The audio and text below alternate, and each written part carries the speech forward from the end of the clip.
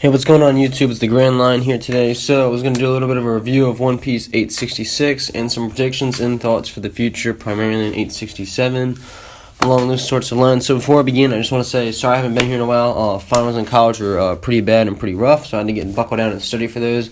But now that I'm finished, I'm back and ready to read some One Piece and give you guys some of my thoughts and reviews about the content. So nonetheless, let's dig in. First off, so the cover page was pretty good this week. As a lot of other people on YouTube have been talking, referring to because there's like a new cover page mini arc, which I'm pretty excited about because they're starting to show Prince Cavendish, and I'm wondering if they're going to do a little bit of the Straw Hat Grand Fleet, and whether or not they're really going to sort of like go into all the different depths and a little bit of background on the characters within the cover story, which would be cool. But primarily, I'm wondering if it might be a nod to the Straw Hat Grand Fleet getting involved in the Big Mom arc or possibly in the Kaido arc, which would be cool if it's like a little nod and a little bit of a tidbit leaning that way to give us an idea that that might happen. Because if it does, I think that would be really cool for the story. Alright, nonetheless, starting to get into the chapter, so we start to really see that like Big Mom as a child had that yearning for sweets constantly, and it was like an obsession almost, is how I describe it, an addiction. One way or the other, at least in the beginning of the chapter, that's what we're led to believe. Her parents pretty much drop her off and then dip on her, and she's just obsessed with eating candy. It's pretty much all we really get from that.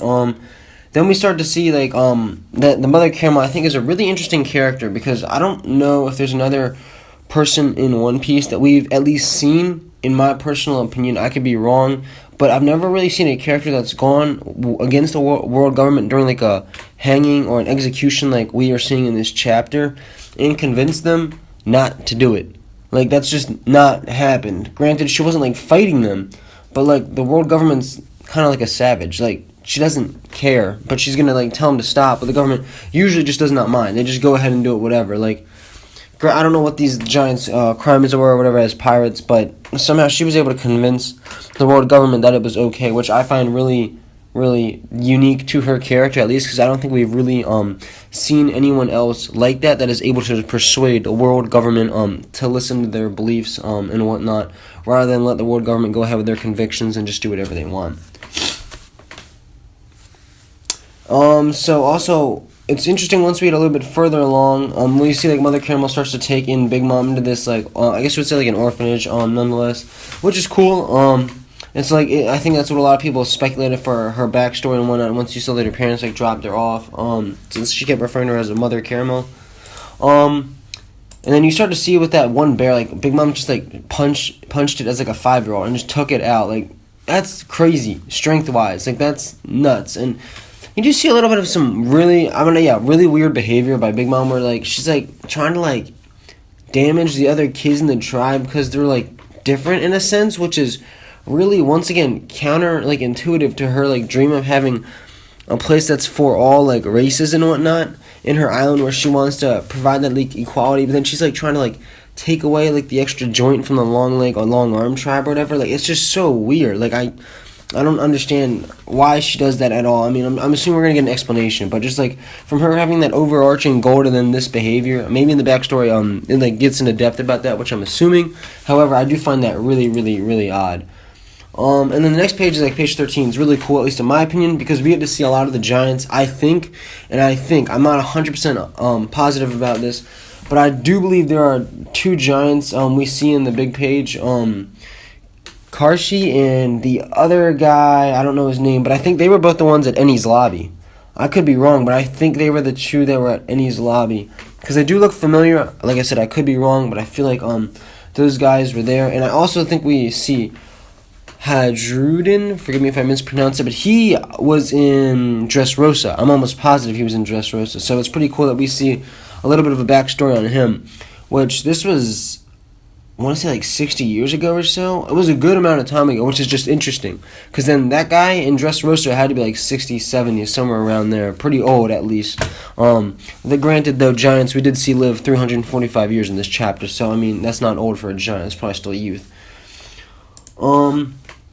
And so going right to the next page, we start to see like Jarl Mountbeard and Yorl Fallbeard, who are 345 and 344 years old. I just want to say, this is crazy. I feel like there's going to be a lot of interesting storyline and stuff discussed from these guys' perspective, possibly during the Elbaf chapter, because if they've been around that long, they've seen a lot of things regarding the world government, the age of pirates, and all sorts of other information, which I think they will provide, which would provide a unique and interesting perspective on the situation, and would give us a really cool thing to read as a reader about that. I'm just curious what these guys' power levels were. I don't know if they're in their prime right now. However, granted, when they were, if they're these the lords, as Hardruden calls them, I really am curious what their power level could be. I don't want to go off a limb and say they're crazy, but at least they've got to be at least above 7 warlords of the sea. They have to be. If they're leaders of the giants, they got to be almost I don't want to say Yonko level, but commander level maybe. They got to be really, really strong, because they said it was the strongest country island nation within the world of One Piece in that hypothetical world. So they have to be jacked at some insane levels. Also, so on the last page, we start to see Big Mom's she eats more of the food and stuff, but then at the end it gets really interesting where she just destroys the whole town, and attacks other people to get the candy, and she's bringing up that they say she's a demon and that she has this crazy unstoppable appetite and whatnot.